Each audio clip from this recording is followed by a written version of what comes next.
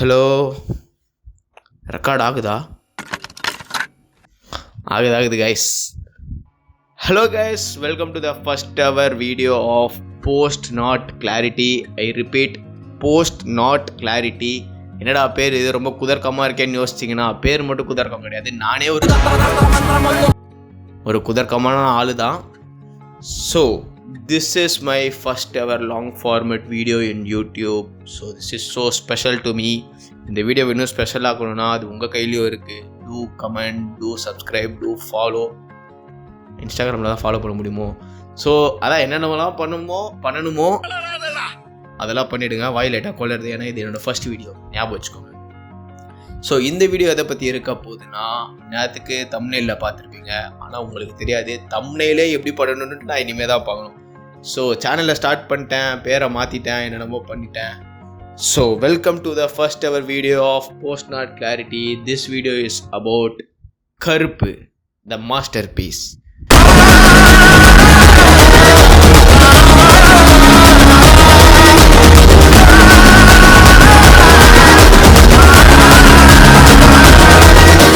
நீங்கள் என்ன வேணால் சொல்லுங்கள், படம் எப்படி வேணால் இருக்குது, நல்லா இல்லைன்னு சொன்னீங்கன்னா கூட ஐ டோன்ட் கேர் மேன். ஏன்னா படம் அப்படி இருக்குது. இந்த வீடியோவை யார் யார் பார்க்கலான்னா எல்லாருமே பார்க்கலாம். நான் முடிஞ்ச அளவுக்கு ஸ்பாய்லர் இல்லாத மாதிரி தான் ட்ரை பண்ணியிருக்கேன். அதையும் மீறி ஸ்பாய்லர் எங்கேயாவது வருதுன்னா நான் அந்த இடத்த மட்டும் டைம் ஸ்டாம்ப் போடுறேன். ஸோ அந்த இடத்த மட்டும் நீங்கள் ஸ்கிப் பண்ணிக்கோங்க. Let's get into the video. கருப்பு, இந்த படத்தை நான் எத்தனை வாட்டி பார்த்துருப்பேன் நீங்கள் நினைக்கிறீங்க? ஒரு வாட்டி, 2 வாட்டி, 3 வாட்டி தேட்டரில் போய் பார்த்தேன். அதுலேயும் ஒரு வாட்டி தனியாக போய் பார்த்தேன், ஒரு வாட்டி டோலி கூட போய் பார்த்தேன், ஒரு வாட்டி ஃப்ரெண்ட்ஸ் கூட போய் பார்த்தேன். ஆனால் அது மேட்டரில் இன்னும் 2 வாட்டி போகலான் இருக்கிறேன் இந்த வீக்லேயே. ஏன்னா எனக்கு அவ்வளோ பிடிச்சிருக்கு அந்த படம். ஒய் யூ ஷுட் வாட்ச் கருப்பு. படத்தில் ஏதாவது ஒன்று பீக்காக இருந்தால் போய் பார்க்கலாம். எல்லாமே பீக்காக இருந்தால் எப்படி பார்க்காம இருக்க முடியும்? வரட்டுமா? தம்பி உங்களை பற்றியே இல்லை, த்ரிஷாவை மட்டும் அப்படியே அந்த பக்கம் தள்ளி வச்சிட்டிங்கன்னா இந்த படம் பீக்குனா பீக்கு, அப்படி ஒரு பீக்கு. மியூசிக் டைரக்டரு எக்ஸ்ட்ரீம் போட்டு வேலை செஞ்சுருக்கிறான். டைரக்டரு சூப்பராக வேலை செஞ்சுருக்காரு. சூர்யாவை பற்றி உங்களுக்கு சொல்லவே வேணாம். வேறு என்னங்க வேணும்? ஆர்ட் டிபார்ட்மெண்ட் கொண்டு அவங்களோட வேலையை பக்காவாக பண்ணியிருக்காங்க. ஸோ இந்த வீடியோவை நம்ம எப்படி கேட்டகரைஸ் பண்ண போகிறோன்னா, ஃபர்ஸ்ட்டு டைரக்டர்,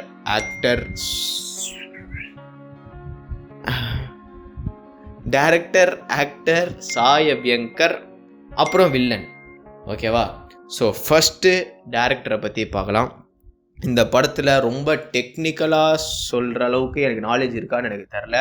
எனக்கு இருக்குது, ஓரளவுக்கு கொஞ்சம் தெரியும். எனக்கு ஓரளவுக்கு இந்த கேமராஸ் பற்றி, ஷார்ட்ஸ் பற்றி ஓரளவுக்கு நாலேஜ் இருக்குது. ஏன்னா நான் ஒரு சில ப்ராஜெக்ட்ஸ்லாம் நான் ஒர்க் பண்ணியிருக்கேன். லைக் மியூசிக் வீடியோ சைட்ஸ்லையும் சரி, என்னோட டான்ஸ் வீடியோஸும் நான் தான் மோஸ்ட்லி ஷார்ட்ஸ் எப்படி இருக்கணும் அந்த மாதிரி யோசிப்பேன். ரொம்ப பெருசாக இல்லைனா கூட எனக்கு அதில் ஓரளவுக்கு ஒரு நாலேஜ் இருக்குது.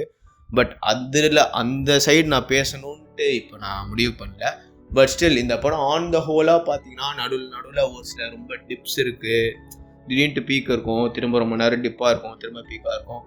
ஆனால் அந்த டிப்பு இருக்கிறதும் உங்களுக்கு ஒரு மேட்டராகவே ஃபீல் ஆகுது. ஏன்னா அதெல்லாம் சரி கட்டுற மாதிரி தூக்கி கொண்டு போய் ஒரு பீக் எங்கேயோ இருக்கும், அந்த டிப்பை நீங்கள் மறந்தே போயிடுவீங்க, அந்தளவுக்கு இருக்கும். ஸோ திரும்ப டிப்பாகும், திரும்ப அதெல்லாம் மறக்கிற மாதிரி ஒரு பீக் இருக்கும், திரும்ப டிப்பா நான் தப்பாக இருக்குதுன்னா திரும்ப டிப்பு இருக்கும், திரும்ப பீக் இருக்கும். ஸோ இந்த பீக்கை நான் பார்க்கறதுக்காக இந்த டிப்பெல்லாம் நான் கடந்து தான் வரணும்னா எனக்கு ஓகேடா, நான் பரவாயில்ல, உட்காந்து அந்த கொஞ்ச நேரம் அந்த கிரிஞ்சாக பார்க்குறேன். பட் ஸ்டில் அதை நீ வந்து மறைக்க இல்லை, நீ வந்து அதை மறக்கடிக்கிற அளவுக்கு ஒரு பீக்கான சீன் எழுதுறேன்னா, ரைட்டிங்கில் நீ அவ்வளோ ஸ்ட்ராங்காக இருக்குன்னா இட்ஸ் ஓகே. ஏன்னா எல்லா சீனுமே நீங்கள் பீக்காக கொடுத்துட்டிங்கன்னா என்ன தான் பண்ண முடியும்? அவனும் ஒரு மனுஷன் தானே. இதில் வேறு நான் நிறையா வீடியோஸ் பார்க்குறேன், இந்த மாதிரி டெக்னிக்கலாக ரொம்ப இதுவாக இருக்குது, டைரக்ஷன் இன்னும் நல்லா பண்ணியிருக்கலாம் தான். பட் ஸ்டில் அப்ரிஷியேட் பண்ணல. இதுக்கு முன்னாடி ஆர்ஜே பாலாஜி எடுத்த மூக்குத்தி அம்மன் சரி, எல்கேஜி சரி, வீட்டில் விசேஷம் நான் பார்க்கல. பட் இந்த எல்கேஜியும் சரி, மூக்குத்தி அம்மனும் சரி, ஜென்யூனாகவே எனக்கு வந்தப்பவே நான் பார்த்தப்பவே இந்த படம் ஒரு மாதிரி நல்லா தான் இருக்குது. அந்த படத்தில் குறை சொல்கிறதுக்குன்னு ஒன்றும் இல்லை. மேபி ஒரு சில இடம் இருந்தாலும் ரொம்ப வருஷமாக இந்த ஃபீல்ட்லேயே இருக்கிற டேரக்டர்ஸை விட ஃபஸ்ட்டு படத்துலேயே what he have done is great. இந்த படத்தில் what he have done is also great. எனக்கு ரொம்ப பிடிச்சிருக்கு. அவரோட ஸ்டைல் ஆஃப் டைரக்ஷன் எனக்கு ரொம்ப பிடிச்சிருக்கு. எக்ஸ்ட்ரீம் தலைவரே அப்படி நான் சொல்லலை. பட் ஸ்டில் ஹீஸ் லைக் ஒரு கரெக்டாக இருக்குது. ரொம்ப எதையுமே டூ மச்சாகவும் பண்ணாமல் எதையும் ரொம்ப டம்பாகவும் பண்ணாமல் கரெக்டாக இருக்குது. குட். செகண்டு சூர்யா. இதை பற்றி நான் சொல்லி ஆகணும். Once upon a time like நானோட சின்ன வயசில் வந்து சூர்யாவோட ஃபேக் ஃபேன். எப்படின்னா எல்லாரும் விஜய் ஃபேன் அப்படி சொல்கிறாங்கன்னா நான் சூர்யா ஃபேன் அப்படி சொல்லுவேன். எல்லோரும் தோனி ஃபேன் அப்படி சொல்கிறாங்கன்னா நான் சச்சின் ஃபேன் சொல்லுவேன். டிஃப்ரெண்ட்டாக தான் இருக்கணும்ன்ட்டு நான் பண்ணுவேன். ஸோ அந்த மாதிரி இருந்த ஒரு ஆள் தான். பட் சூர்யா ஃபேக் ஃபேனாக இருந்தாலும் எனக்கு சூர்யாவோட ஆக்டிங் வந்து பிடிக்கும். எப்படின்னா ரொம்ப டாப் நாச்சாக இருக்குது அப்படின்ற மாதிரி ஒரு ஃபீல். கைஸ் நான் ரொம்ப பேசுகிறேன்னு யோசிக்காதீங்க. இதெல்லாம் நான் ஜென்யூனாக இத்தனை வருஷம் யோசிச்சது தான். சூர்யாவோட ஆக்டிங் நல்லாயிருக்கும், ஆனால் ரொம்ப பயங்கரமாக இருக்குமான்ட்டு என் பெர்ஸ்பெக்டிவில் கேட்டிங்கன்னா எனக்கு ரொம்ப பயங்கரமாலாம் ஃபீல் ஆனதில்லை. But okay, he is a good actor அப்படின்னு ஃபீல் ஆகிருக்கு. சூரரை போற்று வரைக்கும் நான் அப்படி யோசிச்சிருக்கேன். ஆனால் சூரரை போற்றில் அந்த அப்பாக்கு உடம்பு முடியல, ஒரு எமர்ஜென்சி 5 minutes போர்டிங் க்ளோஸ் பண்ணுறாங்க, அட்ரஸ் போடும், இதான் லாஸ்ட் ஃப்ளைட் 5 நிமிஷம் தான் இருக்குது. ஏர்போர்ட் சீனில் அழுகுறப்போ எனக்கே ஒரு மாதிரி ஆகி நானுமே லைட்டாலாம் அழுதேன்னு சொல்ல முடியாது, அழுதேன். பட் இந்த படத்தில் எப்படி நடிச்சிருக்காருன்னா சூர்யா வந்தாலே ஸ்க்ரீன் ஒரு மாதிரி எப்படி ஆயிடுதுன்னா ஒரு மாதிரி ஆரா ஃபார்மிங் பண்ணுறாரு கைஸ். அது வந்து எப்படி எனக்கு சொல்லணும்னு தெரில. நீங்கள் பார்க்கலன்னா போய் பாருங்கள். இதுக்கு முன்னாடி நடித்த சூர்யாவை விட இந்த படத்தில் இருக்க சூர்யா வந்து என்னமோ எனக்கு ரொம்ப டிஃப்ரெண்ட்டாக தெரிஞ்சார்.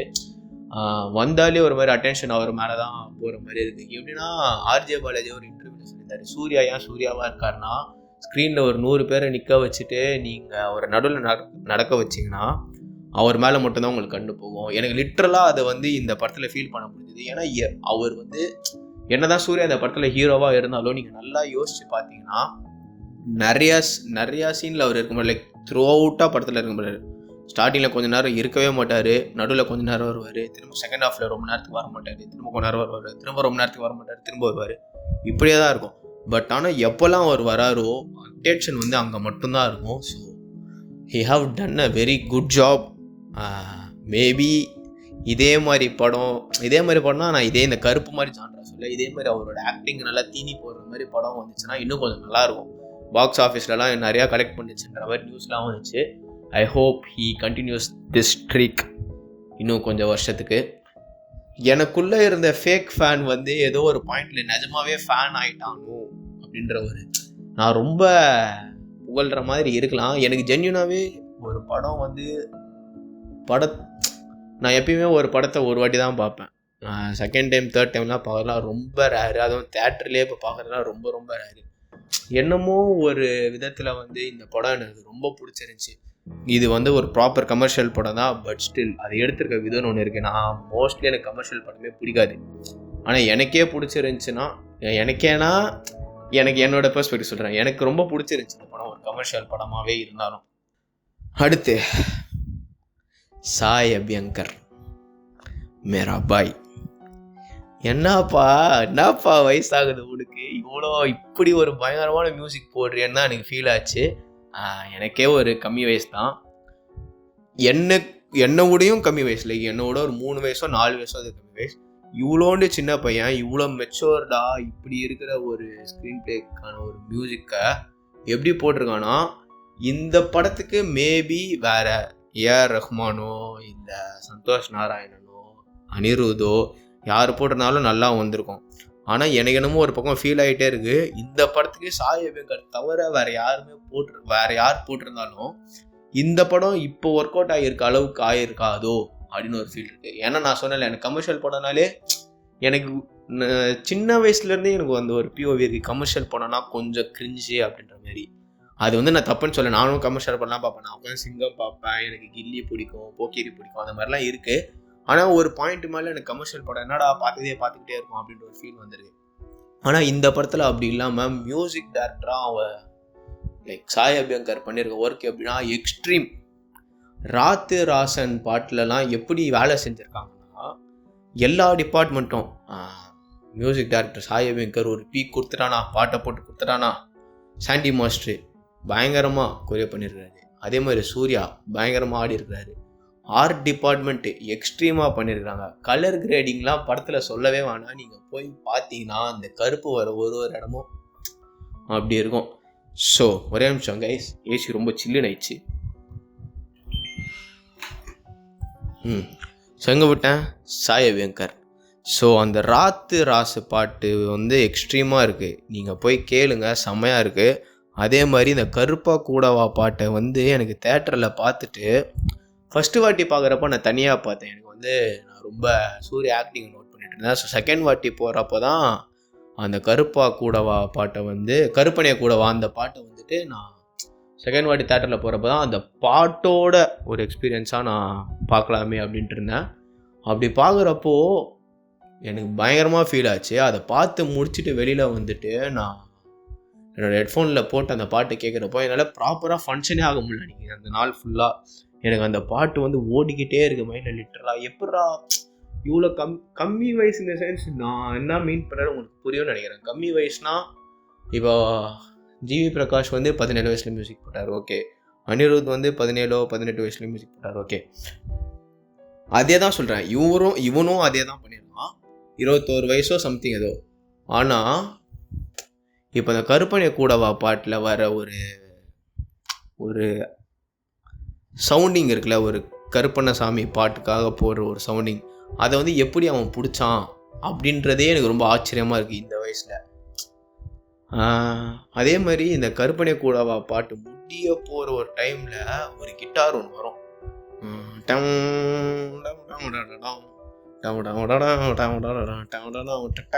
அங்கேருந்து ஒரு பீக் போகும்.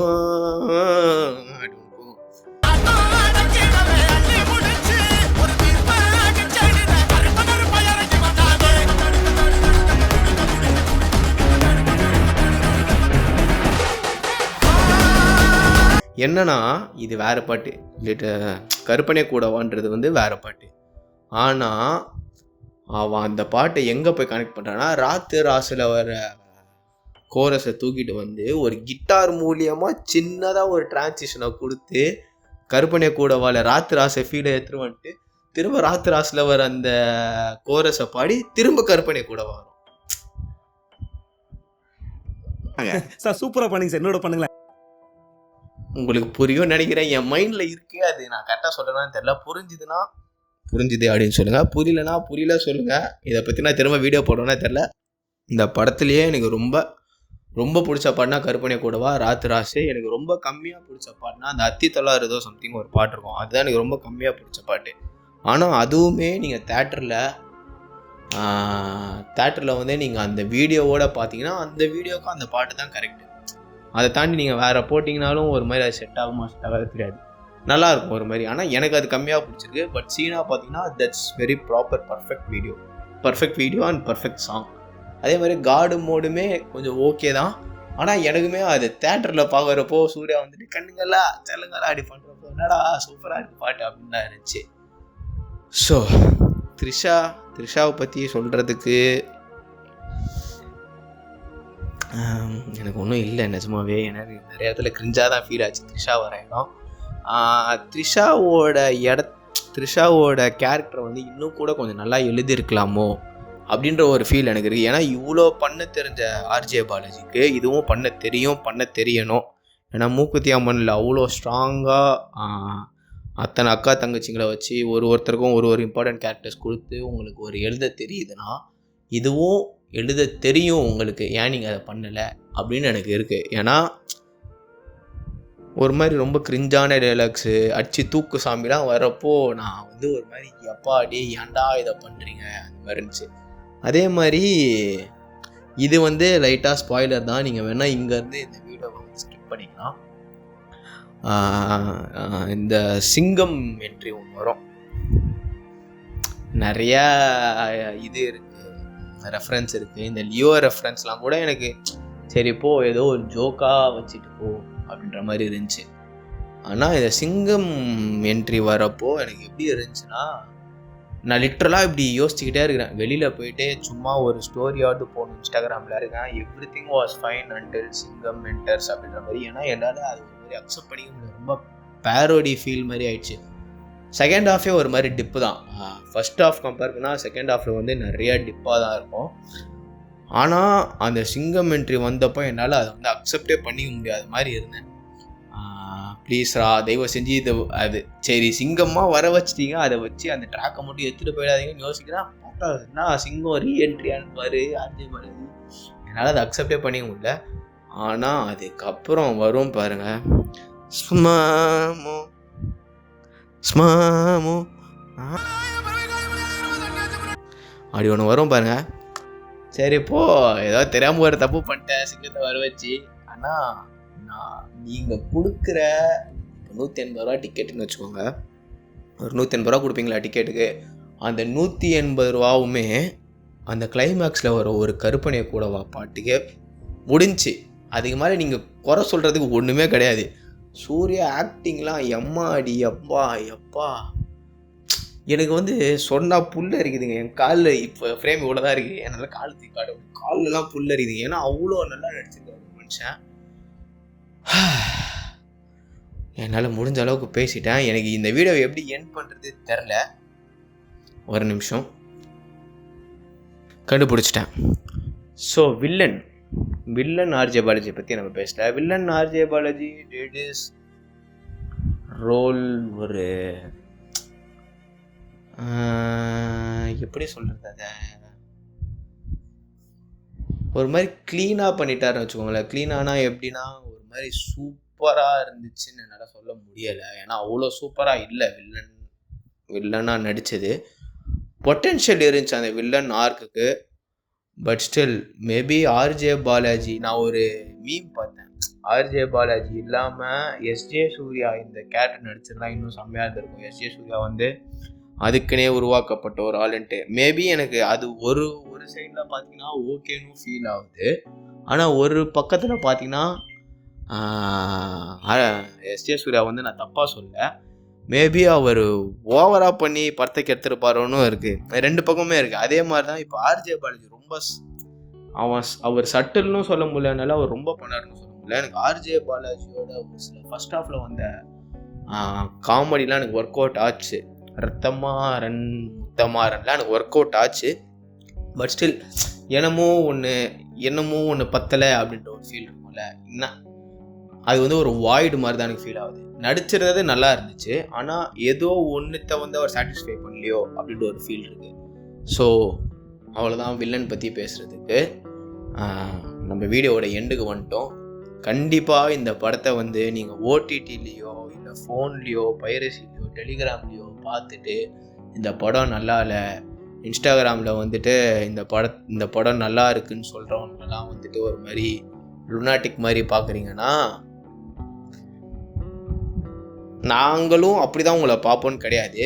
You have missed something good. அது வந்து உங்கள் லாஸ் தான்ற மாதிரி. சினிமாவை வந்து புல்திஷாக பார்க்குற ஒரு சைட் ஆஃப் த ஆடியன்ஸ் எனக்கு புரியுது. ஒரு மாதிரி எல்லாமே கரெக்டாக இருக்கணும், ஒரு நெருப்பை பற்றி விட்டால் கூட எக்ஸாக்டாக என்ன ஒரே லைனில் எரியுது ஒரு கோச்சிங்கில் அப்படின்லாம் இருக்குது. அது எனக்கு புரியுது, அது ஓகே. பட் ஸ்டில் இந்த படத்தை வந்து நீங்கள் தேட்டரில் பார்க்காம ஓடிடிலலாம் பார்த்துட்டு வந்துட்டு ஒரு ஜட்ஜ்மெண்டலாக பேசுகிறீங்கன்னா அதுக்கான படமே இது கிடையாது. அதுக்கு வந்து நிறையா படம் இருக்குது. நான் ஒரே நாளில் வந்து 2 படம் போனேன். கருப்பு போனேன், அதிரடி போனேன், பேக் டு பேக். எனக்கு கருப்பு பார்த்ததுனால அதிரடி எனக்கு பிடிக்கல சுத்தமாக. ஆனால் மலையாள படத்துக்கான ஒரு லவ் எனக்கு இருக்குது எப்பயுமே. ஆனால் எனக்கு என்னமோ எனக்கு அந்த அதிரடி படம் ஒர்க் அவுட்டே ஆகலை. நான் கருப்போட ஹையில் இருந்ததுனால எனக்கு அதிரடி ரொம்ப என்னடா அதிரடின்னு பேர் வச்சுக்க போல ஜவ்வு மிட்டாயின்னு பேர் வச்சுக்கலாம் அப்படின்னு இருந்துச்சு. நான் எங்கெங்கேயோ சுற்றுறேன். பட் ஸ்டில் நான் என்ன சொல்ல வரேன்னு உங்களுக்கு புரியும்னு நினைக்கிறேன். புரியலன்னா கமெண்ட் பண்ணுங்கள். I try to explain my side. Okay guys, தயவு செஞ்சு ஓடிடியில் பார்க்காதீங்க. தேட்டரில் போய் பாருங்கள். இன்னும் ஒரு வாரம் 2 வாரம் இருக்கும்னு நினைக்கிறேன். நான்லாம் எப்படி ஒரு மைண்ட் செட்டில் இருக்கேன், இந்த படம் தேட்டரில் இருக்கிற அளவுக்கு மேக்ஸ் டு மேக்ஸ் இந்த படத்தை பார்த்து கன்சியூம் பண்ணிக்கணும்னு இருக்கிறேன். நீங்களும் போயிட்டு ஓடிடியில் பார்க்காம நல்ல குழந்தைகளாக தியேட்டரில் பாருங்கள். உங்களை நான் அடுத்த வீடியோவில் பார்க்குறேன் ஃப்ரெண்ட்ஸ்.